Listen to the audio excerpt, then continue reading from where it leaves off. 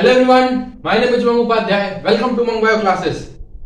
आज हमारा आखिरी लेक्चर होने वाला है जेनेटिक्स यूनिट के principle of inheritance and variation वाले चैप्टर का। इसमें हम सिकल सेल एनीमिया, थैलेसीमिया और जो क्रोमोसोमल डिसऑर्डर्स हैं, Down syndrome, Turner syndrome, Klinefelter syndrome, वो तीनों कवर करेंगे। और आज ये दो डिजीज कवर करेंगे।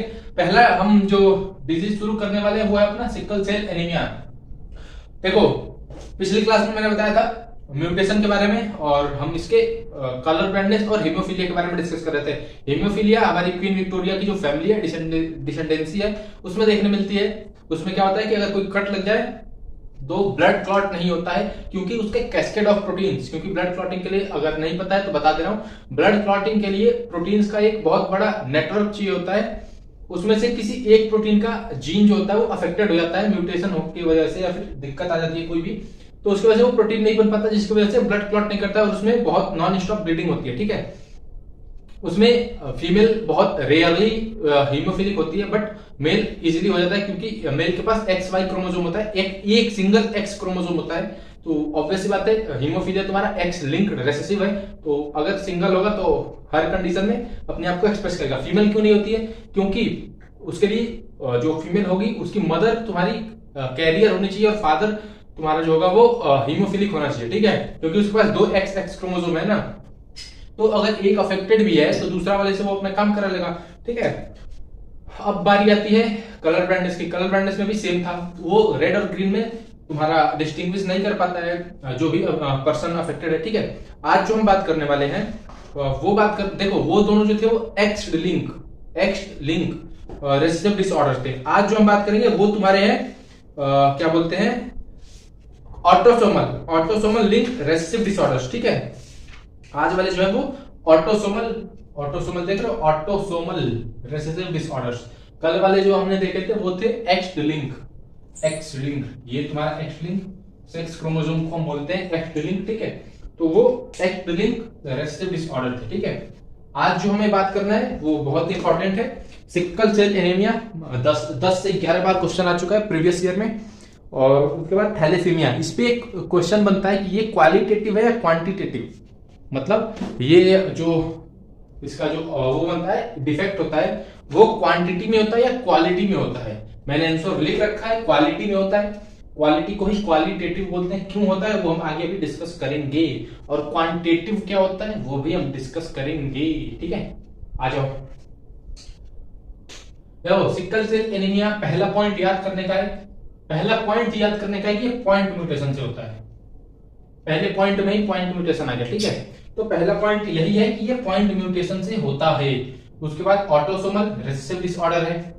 अब इसमें होता क्या है, सिकल सेल एनीमिया में ये होता है कि जो आरसीबी शेप होती है, आरसीबी रेड ब्लड सेल्स, तुम्हें पता होना चाहिए जो उसकी शेप होती है, ओरिजिनल शेप, वो बाइकॉन्केव डिस्क शेप होती है। बाइकॉन्केव इसका ओरिजिनल शेप होता है। बट अब क्या होता है कि इसमें आरबीसी में तुम्हें पता होना चाहिए ग्लोबुलर चेंज होती है, हीमोग्लोबिन की ग्लोब्यूल चेंज होती है। तो उसमें क्या होता है, 6th पोजीशन पे बीटा ग्लोबुलिन, इसमें दो चेंज होती है, अल्फा और बीटा। तो बीटा ग्लोबुलिन चेन में 6th पोजीशन पे एक वो पाया जाता है, कोड बेस GAC। ये तुम्हारे क्या है, प्यूरिन पिरामिडिन है, ग्वानिन, एडेनिन, साइटोसिन।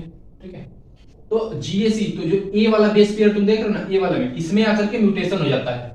इसमें क्या हो जाता है, म्यूटेशन, ये ए को रिप्लेस कर देता है यू से, तो GAC में GUG। ठीक है, GUG में इसको कन्वर्ट कर देता है, GAG से GUG, ये G है तुम्हारा, sorry, guanine, adenine, guanine, GAG से GUG में कन्वर्ट कर देता है तुम्हारा GAG से GUG में कन्वर्ट करता है। ये याद रखना, 6th position of beta globulin chain को जो GAG से GUG में कन्वर्ट कर देता है, तुम्हारा ग्लूटामिक एसिड को वेलाइन में कन्वर्ट कर देता है। ग्लूटामिक एसिड को ये वेलाइन में कन्वर्ट कर देता है। वेलाइन जो बोल लो, तुम्हारे ऊपर है, प्रोनाउंसिएशन तुम्हें करना है, याद तुम्हें रखना है एट द एंड। ठीक है, तो ग्लूटामिक एसिड को वेलिन में कन्वर्ट करता है, वेलाइन में कन्वर्ट करता है। ठीक है, उसके वजह से क्या होता है कि जो हीमोग्लोबिन होता है वो तुम्हारा एबनॉर्मल हीमोग्लोबिन प्रोड्यूस हो जाता है। नीचे से सीधा ऊपर लेते हैं ना, ऐसे ही मार्क्स भी तुम्हारे नीचे से ऊपर जाएंगे। जो हीमोग्लोबिन होता है वो तुम्हारा एबनॉर्मल प्रोड्यूस हो जाता है, मतलब उसमें कुछ दिक्कत आ जाती है, नॉर्मल नहीं रहता है, नॉर्मल में कुछ दिक्कत आती है तो एबनॉर्मल बन जाता है, ठीक है। एबनॉर्मल वो बन जाता है हीमोग्लोबिन। हीमोग्लोबिन को HB से हम रिप्रेजेंट करते हैं, HG से नहीं, HB। तुम्हारा अगर ब्लड रिपोर्ट आया होगा कभी ना कभी तो कराया ही होगे, अब 12th में आया तो बचपन में कराए होगे, 6th 7th 8th 9th 10th जब तक जो भी कराए हो, तो उसमें तुम्हारा HB काउंट आता है। ये नॉर्मली होना चाहिए 13 से एबव, बट 12 भी हो तो डरने वाली बात नहीं है, बट कोशिश करो कि इंप्रूव हो जाए। 10 के नीचे है तो ऑब्वियस सी बात है, सोचने वाली बात है। 8 9 8 7 6 रिस्क वाली है, ठीक है। तो हीमोग्लोबिन 13 के ऊपर होना चाहिए। इसका जो काउंट होता है वो ग्राम पर डीएल में होता है, आई थिंक, बट वो सब छोड़ो, वो सब अब तुम्हें डॉक्टर थोड़ी बनना है, मतलब अभी नहीं बन रहे हो ना, ये एग्जाम क्रैक करोगे उसके बाद बनोगे, मेरे कहने का मतलब। देखो एबनॉर्मल हीमोग्लोबिन प्रोड्यूस होता है, उसमें क्या होता है, देखो हीमोग्लोबिन जो भी है, ये वाला हीमोग्लोबिन का एक बीटा ग्लोबुलिन चेन है, उसमें म्यूटेंट, ये जो म्यूटेशन हुआ, जिस भी हीमोग्लोबिन में म्यूटेशन हुआ वो क्या होगा, पॉलीमराइजेशन होगा उसका। जैसे मान जाओ म्यूटेंट HB है, इसमें पॉलीमराइजेशन में बहुत सारे हीमोग्लोबिन जुड़ते हैं, तो वो क्या करेगा, उसके पास ऑक्सीजन कम हो जाएगा, क्योंकि उसका शेप मतलब वो हो गया ना चेंज। देखो पॉलीमराइजेशन हुआ उसका तो लेस ऑक्सीजन हो जाएगा, ऑक्सीजन का क्वांटिटी उसको लेस मिलेगा, कम मिलेगा उसे ऑक्सीजन, और ऑक्सीजन टेंशन प्रोड्यूस होगा वहां पे। अब ऑक्सीजन कम मिल रहा है, अरे यार हीमोग्लोबिन का काम ही क्या है, हीमोग्लोबिन का काम क्या है, तुम्हारे O2 CO2 ट्रांसपोर्ट करते हैं, breathing exchange of gases, class 11 human physiology. Haemoglobin का काम तो ये है, जहां पे टिश्यू के पास ऑक्सीजन कम होता है तो लंग्स से ले आकर टिश्यू को छोड़ता है, टिश्यू के पास कार्बन डाइऑक्साइड ज्यादा होता है तो कार्बन डाइऑक्साइड उठा करके ले जाकर तुम्हारा लंग्स में फेंक देता है, एल्वेओलाई में, एक्सचेंज मेम्ब्रेन। देखो ये क्या करता है, जब ऑक्सीजन टेंशन वहां पे क्रिएट होती है तो वो आरबीसी, रेड ब्लड सेल, उसके शेप को बाइकॉन्केव से सिकल शेप में कन्वर्ट कर देता है। ऐसे होता है कुछ सिक्कल, सिक्कल को मैं कैसे बताऊं, अगर तुमने कोई वीडियो देखा होगा ना बाई चांस, तो वीट और राइस के प्लांट्स जब काटते हैं ना तो उसमें एक सिकल शेप ऐसे ऐसे कोई ना वो आता है काटने वाला, ठीक है। अगर तुम नारियल काटते हुए देखो तो खैर नाइफ से काटते हैं, चाकू से काटते हैं, बट पहले के जब, अरे मैं फोटो लगा दे रहा हूं यहाँ पे, सिक्कल का फोटो देख लो, ऐसे होता है सिक्कल, ठीक है। तो देखो इस शेप में हो जाती है तुम्हारी आरबीसी, बाइकॉन्केव से सिकल शेप में हो जाती है आरबीसी, ठीक है। अब ये कैसे होता है, अब इसको हम देखते हैं। यहां तक तुम्हारा हो गया, एबनॉर्मल हीमोग्लोबिन प्रोड्यूस होगा, six position of beta globulin chain में वो होगा दिक्कत, GAG से GUG बन जाएगा, ग्लूटामिक एसिड से वेलाइन बन जाएगा, ठीक है। और तुम्हारा पॉलीमराइजेशन होकर के ऑक्सीजन टेंशन प्रोड्यूस होगा, ऑक्सीजन टेंशन की वजह से तुम्हारा बाइकॉन्केव से सिकल शेप में हो जाएगी, ठीक है। अब आते हैं अपने जो मेन इसका जो टॉपिक है, मतलब जो समझने वाली है बात, उस पे जो पेडिग्री पे क्वेश्चन आते हैं, इस पे पेडिग्री पे क्वेश्चन आते हैं भाई। देखो ऑटोसोमल रेसेसिव है, इतना नोट डाउन कर लो, पॉइंट म्यूटेशन है, सिकल सेल एनीमिया क्वालिटेटिव है, ये भी नोट डाउन कर लो। अब देखो इसके क्रॉस पे आते हैं, होता कैसे है तुम्हें समझना है। यहाँ पे एक बार खुद से एनसीईआरटी या कोई भी तुम्हें थ्योरी वाली बुक पढ़नी पड़ेगी, मेरे से पूछोगे तो मैं तुम्हें बताऊंगा। ये देखो एक बुक है, आई डोंट नो तुम्हें क्लियरली दिख रहा होगा या नहीं, अरिहंत की CBSE chapter wise solve papers biology class 12, ये मेरी मैम ने मुझे बताया था जो जब मैं क्लास 12th में था, तो बहुत अच्छी बुक है, सिंपल लैंग्वेज में लिखा हुआ है सब चीज, तो अगर तुम प्रेफर करना चाहो कर सकते हो। तो देखो अब आते हैं क्रॉस पे, इसके क्रॉस पे देखो कैरियर, कोई भी अगर ऑफस्प्रिंग में मतलब किसी को भी अगर ये होना है सिकल सेल एनीमिया, तो उसके जो पेरेंट्स होने चाहिए दोनों, वो एटलीस्ट कैरियर होने चाहिए, क्योंकि ये ऑटोसोमल डिजीज है। ऑटोसोमल है तो यहां पे मेल भी कैरियर हो सकता है, यहां पे ऑटोसोमल है तो मेल भी कैरियर हो सकता है, बट एक्स लिंक में सिर्फ और सिर्फ फीमेल कैरियर होती थी, मेल के साथ साथ फीमेल भी यहाँ पे कैरियर होगी, ठीक है। बट एक्स लिंक में क्या था, सिर्फ फीमेल कैरियर थी, मेल क्यों नहीं था, क्योंकि ये इसी पे बैठा था, इसी पे जो डिजीज था वो एक्स लिंक था, तो इसी के ऊपर बैठ गया था। ये अब मैं तो कलर ब्लाइंडनेस या हीमोफीलिया कराऊंगा, कलर ब्लाइंडनेस या हीमोफीलिया कराऊंगा। देखो उसको याद करने को मैं बताऊं, हाई कोर्ट से याद रख लो, Mendel high court, HC haemophilia, C से कलर ब्लाइंडनेस, तुम्हें याद करने के लिए। बाकी तुम्हें अगर कोई अपना कोई और ट्रिक है तो याद कर सकते हो। तो देखो यहाँ पे तुम्हारा हो गया ये एक्स लिंक, उसको हो गया है पुराना हमारा। यहाँ पे male as well as female भी कैरियर हो सकती है, कैसे होगी देखो मैं बता रहा हूँ आगे। यहाँ पे कैरियर मेल और कैरियर फीमेल, ऑटोसोम है भाई, ऑटोसोम। कोई भी तुम 1 to 22 पेयर, 1 से 22वें पेयर तक कहीं भी ये हो सकता है। तो इसलिए हमने वो करने के लिए, समझने के लिए एक्स वाई ना लेकर के एच बी ले लिया, ठीक है। एस का मतलब है, यहाँ पे कुछ वो लिख लो, एच बी,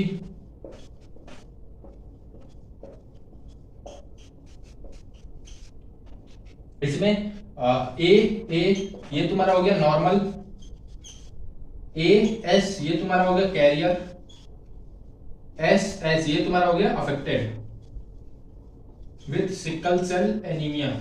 अच्छा एक चीज, जिसको ना ये सिकल सेल एनीमिया होता है उसे मलेरिया नहीं होता है। मलेरिया क्यों नहीं होता है? क्योंकि जो मलेरिया का पैरासाइट है वो तुम्हारा, जो उसके स्पोरोजोइट्स है, वो तुम्हारे लीवर सेल्स में पहले वो मल्टीप्लाई करते हैं, फिर लीवर सेल्स को ब्रस्ट करके तोड़ के आरबीसी के सेल्स में आते हैं, फिर आरबीसी के सेल्स को ब्रस्ट करके अपने रिप्रोडक्शन वाले प्रोसेस में जाते हैं। चूंकि यहाँ पे सिकल सेल शेप में है आरबीसी तुम्हारी, तो इस वजह से मलेरिया, जो जिसको सिकल सेल एनीमिया है उसे मलेरिया कभी नहीं होगा लाइफ में, ठीक है। तो ये था एक छोटा सा पॉइंट, याद आ गया तो बता दिया मैंने। अब देखो यहाँ पे हमें क्रॉस कराना है, ठीक है। क्रॉस किसके बीच में? कैरियर मेल और कैरियर फीमेल। देख रहे हो, H B A H B S दोनों कैरियर है, क्योंकि ए वाला नॉर्मल है और एस वाला कैरियर है। मतलब एस वाला जो है उसे सिकल हुआ है और ए वाला नॉर्मल है। अब ए वाला नॉर्मल है तो देखो इनमें हम मेटिंग कराते हैं। मेटिंग मतलब रिप्रोडक्शन। अब मेटिंग में रब कर दे रहा हूं, ठीक है। इनमें अब मेटिंग हो गई। पुनेट स्क्वायर, अगेन ये तुम्हारा जो स्क्वायर है उसे पुनेट स्क्वायर बोलते हैं। एच बी ए ये तुम्हारा हो गया नॉर्मल, ये एस आ रहा है, ये तुम्हारा हो गया कैरियर, ये एस आ रहा है, ये तुम्हारा हो गया कैरियर, ये दोनों एस आ रहे हैं, ये तुम्हारा हो गया सिकल सेल। तो यहां पे तुम इसका रेशियो लिख सकते हो कि 1:2:1, इसमें तुम्हारा रेशियो आ रहा है, ठीक है। बस बाई चांस लिखने के लिए, वैसे ये तुम्हारा मेंडल का ही है ना, तो मेंडल के लॉ के हिसाब से ही तो आगे बढ़ेगा, ठीक है। तो ये था फिनाइल कीटोन्यूरिया, हमने पहले कर लिया, ठीक है। फिनाइल कीटोन्यूरिया हमने उसमें देखा था ना, प्लियोट्रॉपी में, first law of deviation from first law of Mendelism में प्लियोट्रॉपी देखा था। फिनाइल कीटोन्यूरिया और स्टार्च सिंथेसिस वाला याद होगा ना तुम्हें? अगर नहीं याद है तो जाकर के इसके पहले वाला लेक्चर देख लो, सब तुम्हें क्लियर हो जाएगा, ठीक है। तो देखो यहां से तुम्हारा रिजल्ट आ गया, अफेक्टेड कैरियर नॉर्मल। तो ये था तुम्हारा सिकल सेल एनीमिया। इसके कुछ वो याद लिख लो, क्या बोलते हैं, क्रोमोसोम्स किस पे पाए जाते हैं, किस क्रोमोसोम पे पाया जाता है, ये एक एक्स्ट्रा पॉइंट लिख लेना, ठीक है। ये जो तुम्हारा पाया जाता है क्रोमोसोम नंबर 16 पे पाया जाता है सिकल सेल एनीमिया। और एक जीन एचबी, ठीक है, एचबी A1 एचबी A2, इस पे ये तुम लिख सकते हो अगर तुम्हें लिखना है तो। बीटा वाला ये अल्फा चेन है, ये बीटा चेन है। ये तुम्हारा एक gene HBB on chromosome number 11, ये तुम्हारा अल्फा चेन, ये तुम्हारा बीटा चेन, ठीक है। अल्फा चेन तुम्हारा क्रोमोसोम नंबर 16 पे होता है, बीटा चेन तुम्हारा क्रोमोसोम नंबर 11 पे होता है। अब बात करते हैं थैलेसीमिया के बारे में। अब तक हमने देखा था कि सिकल सेल एनीमिया क्या होता है। दोनों केस में जो पर्सन होता है वो एनीमिया से परेशान रहता है, बट सिकल सेल एनीमिया में मलेरिया नहीं होता है, ठीक है। अब आता है थैलेसीमिया पे। ये जो है वो क्वांटिटेटिव है, सिकल सेल एनीमिया क्वालिटी पे डिपेंड कर रहा था, क्वालिटी पे डिपेंड कर रहा था तुम्हारा सिकल सेल एनीमिया। ये तुम्हारा क्वांटिटी पे मात्रा, अमाउंट, वो जो था ना उसका शेप बिगड़ रहा था ना, क्या बोलते हैं, बाइकॉन्केव से सिकल सेल शेप में जा रहा था। ये तुम्हारा क्वांटिटी, अमाउंट ही कम बनता है आरबीसी का, रेड ब्लड सेल का। अच्छा मैं कई जगह पे ना आरबीसी को आरसीबी बोल दे रहा हूं, विराट कोहली की टीम, तो उसे समझ जाना कि आरबीसी की बात हो रही है, ठीक है। देखो ये जो है ऑटोसोमल रेसेसिव डिसऑर्डर है, ठीक है। ऑटोसोम का ये भी, ऑटोसोम मतलब हाथ, मुंह, नाक, आंख, कान, सबके सेल्स एक्सेप्ट गैमीट या जर्म सेल्स, ठीक है। तो ये ऑटोसोमल रेसेसिव डिसऑर्डर है, क्वांटिटेटिव वो है डिसऑर्डर। इसमें क्या होता है कि जो ग्लोबुलिन चेन्स होती है ना, तुम्हें पता होना चाहिए कि आरबीसी के जो हीमोग्लोबिन के 2 अल्फा 2 बीटा ग्लोबुलिन चेन्स होती है, ठीक है। तो उसमें किसी एक ग्लोबुलिन चेन में ना अल्फा हीमोग्लोबिन के किसी एक ग्लोबुलिन चेन में जो सिंथेसिस होता है किसी एक ग्लोबुलिन चेन का वो कम हो जाता है। जैसे मान लो ग्लोबुलिन चेन्स हैं तो उनमें से किसी एक का HbA HbB या फिर किसी का भी अल्फा बीटा का, ठीक है, तो उसमें से किसी एक का जो सिंथेसिस है वो कम हो जाता है। हीमोग्लोबिन कम हुआ तो इससे क्या होगा, अगर अल्फा ग्लोबुलिन चेन का सिंथेसिस कम हुआ तो अल्फा प्रोटीन कम बनेगा, बीटा ग्लोबुलिन चेन का सिंथेसिस कम हो, सिंथेसिस मतलब उसका बनना प्रोसेस, ठीक है, प्रोडक्शन। तो बीटा का अगर बीटा ग्लोबुलिन चेन का अगर सिंथेसिस कम होगा तो बीटा प्रोटीन कम बनेगा। ये प्रोटीन करते क्या है, अल्फा और बीटा प्रोटीन तुम्हारे आरबीसी को प्रोड्यूस करने के लिए इंपॉर्टेंट होते हैं। आरबीसी प्रॉपर अमाउंट में बने उसके लिए अल्फा और बीटा प्रोटीन्स इंपॉर्टेंट होते हैं। अल्फा और बीटा प्रोटीन्स बनते कहां से, ये बनते हैं तुम्हारे अल्फा और बीटा ग्लोबुलिन चेन से। चैन चेन चेन चैन चैन सुख शांति ये सब वाला वो वाला चैन नहीं, चेन चेन ये चेन चेन टिंग टिंग टिंग टिंग। देखो इसमें क्या होता है, ऑक्सीजन सफिशिएंट मतलब वो कैरी नहीं कर पाता है, does not carry sufficient oxygen, ठीक है, does not carry sufficient oxygen. तो ऑक्सीजन नहीं ले पाएगा तो अपना गैसीय एक्सचेंज कैसे करेगा। इसमें एनीमिया होगा तुम्हारा, ठीक है, एनीमिया होगा। थैलेसीमिया दो टाइप का होता है, अल्फा और beta, alpha thalassaemia beta thalassaemia. Alpha thalassaemia में अल्फा चेन नहीं बनेगा, बीटा थैलेसीमिया में बीटा चेन नहीं बनेगा। अल्फा थैलेसीमिया में अल्फा ग्लोबुलिन चेन अफेक्ट होगी, बीटा थैलेसीमिया में बीटा ग्लोबुलिन चेन अफेक्ट होगी। तो ये था हमारा थैलेसीमिया के बारे में। अब हम बात करते हैं अपना क्रोमोसोमल डिसऑर्डर्स, क्रोमोसोम के डिसऑर्डर्स में। इसमें तीन आते हैं, देखो तीन कौन कौन से, एक है तुम्हारा डाउन सिंड्रोम, एक है तुम्हारा डाउन सिंड्रोम, इसे डाउन ने देखा था, ठीक है। दूसरा है तुम्हारा क्लाइनफेल्टर फिल्टर। तीसरा है तुम्हारा टर्नर। देखो इसको याद करने के लिए मैं एक वो ट्रिक बता रहा हूं। अगेन क्लास 12 वाली मैम ने मुझे ये ट्रिक बताई थी। अब देखो मैं ना बहुत टीचर से पढ़ चुका हूं। पहली मैंने क्लास 11 12 में 3 टीचर्स मेरे टोटल थे। 11th में 2 टीचर से मैंने पढ़ा, क्योंकि जो पहली टीचर थी उनकी शादी हो गई तो ह्यूमन फिजियोलॉजी पढ़ाते वो चले गए। बाकी के जो चैप्टर्स थे वो दूसरी मैम ने पढ़ाया। क्लास 12 में आया तो एक अलग मैम आई। तो बायो मैंने 5 से 6, फिर नीट के लिए मैंने तैयारी की तो बॉटनी जूलॉजी के अलग और तुम्हारा एक ऑनलाइन मैंने देख के पढ़ाई भी की। तो 5 से 6 टीचर से मैंने बायो पढ़ी और 5 से 6 टीचर्स तो मैं जान करके वो होगा सरप्राइज। क्लास 12 की बायो मैंने 30+ टाइम्स रिवाइज कर लिया, एनसीईआरटी और अदर बुक्स मिला के, ठीक है। तो क्लास 12 इतना तुम भी याद करो यार। होता क्या है, सिंपल पढ़ना तो है बस, पढ़ने के बाद और काम ही क्या है। देखो अब इसमें मैं ट्रिक पे आ रहा हूं। 2 किलोमीटर टीना भग गई, अब इससे कोई ऑफेंड मत होना। 2 किलोमीटर टीना चली गई, तो इससे हमें 3 चीज याद रखना है। 2 डाउन, 2 किलोमीटर क्लाइनफेल्टर, टीना जो है वो गर्ल का नाम है, किसी लड़की का नाम है। तो इतना याद रखना, टर्नर सिंड्रोम भी किसी लड़की में होगा, टर्नर सिंड्रोम भी किसी लड़की में होगा। देख रहे हो मेरी मैम का कितना दिमाग चलता था, उन्होंने मुझे बताया, मैं तुम्हें बता रहा हूं। देखो किलोमीटर क्लाइनफेल्टर, 2 डाउन सिंड्रोम। अब इसके उस पर बात करते हैं जिसपे क्वेश्चन आता है। क्वेश्चन में यहाँ पे तब तक पॉइंट वाइज लिख दे रहा हूँ, तुम्हें मिलता हूँ क्वेश्चन के बाद। देखो अभी हम बात कर रहे थे अपने क्रोमोसोम डिसऑर्डर्स के बारे में। पहला है अपना डाउन सिंड्रोम। डाउन सिंड्रोम को दिया था लैंगडन डाउन ने 1866 में, ठीक है। ये होता है trisomy of 21 number of chromosome. जो 23 पेयर्स होते हैं क्रोमोसोम के, उसमें जो 21 क्रोमोसोम होता है। शुरू के 22 क्रोमोसोम को हम बोलते हैं ऑटोसोम्स। जो 22nd नंबर ऑफ क्रोमोसोम होता है उसे उसका एक एडिशनल कॉपी ऐड हो जाता है, ठीक है। 21 नंबर ऑफ क्रोमोसोम वाले का एडिशनल कॉपी ऐड हो जाता है, जिसकी वजह से क्या होता है 2n = 46 से तुम्हारा 47 हो जाता है। कैसे होता है, 2n = 46 प्लस 21st वाले का एक एडिशनल कॉपी ऐड जाएगा। तो 46 + 1 करोगे, 46 + 1 करोगे तो 47, ठीक है। जिस इंडिविजुअल में ये बीमारी पाई जाती है, डाउन सिंड्रोम पाया जाता है, उसका हेड जो होगा राउंड होगा, गोल होगा और शॉर्ट होगा, ठीक है। ब्रॉड पाम होगा, पाम जो होगा वो ब्रॉड होगा, चौड़ा होगा, ठीक है। शॉर्ट स्ट्रेचर्ड, उसका जो हाइट होगा वो शॉर्ट स्ट्रेचर्ड होगा, ठीक है। अब आते हैं क्लाइनफेल्टर पे। क्लाइनफेल्टर जनरली मेल्स में पाया जाता है। इसमें क्या होता है, जो सेक्स क्रोमोसोम है 23rd नंबर वाला क्रोमोसोम है, इन दोनों में जो टर्नर सिंड्रोम में और क्लाइनफेल्टर सिंड्रोम में, दोनों में 23rd पेयर वाले का दिक्कत आता है। इस वाले में एक एडिशनल कॉपी जुड़ता है 23rd पेयर वाले का, सेक्स क्रोमोसोम का, ठीक है। तो उसमें क्या होगा, इसको रिप्रेजेंट कैसे करेंगे, 2n + 1 इसमें मस्कुलाइन डेवलपमेंट होता है विद ब्रेस्ट डेवलपमेंट, मेल्स में ब्रेस्ट डेवलप हो जाता है, उसे हम बोलते हैं गायनेकोमेस्टिया। ये जो जितने भी इंडिविजुअल्स हैं, जो भी मेल्स होंगे वो स्टेराइल होंगे। 2n इक्वल टू 46 होगा, और इसमें तुम्हारा 46 होता है, और इसमें तुम्हारा एक x, देखो नॉर्मल मेल का क्या होगा, एक्स वाई होगा ना, तो इसमें x की एक एडिशनल कॉपी प्रेजेंट हो जाएगा, तो यहाँ पे जो क्रोमोसोम नंबर होगा वो होगा 47। डाउन सिंड्रोम और क्लाइनेफेल्टर में तुम्हारा 47 होगा, ठीक है। अब आता है टर्नर पे।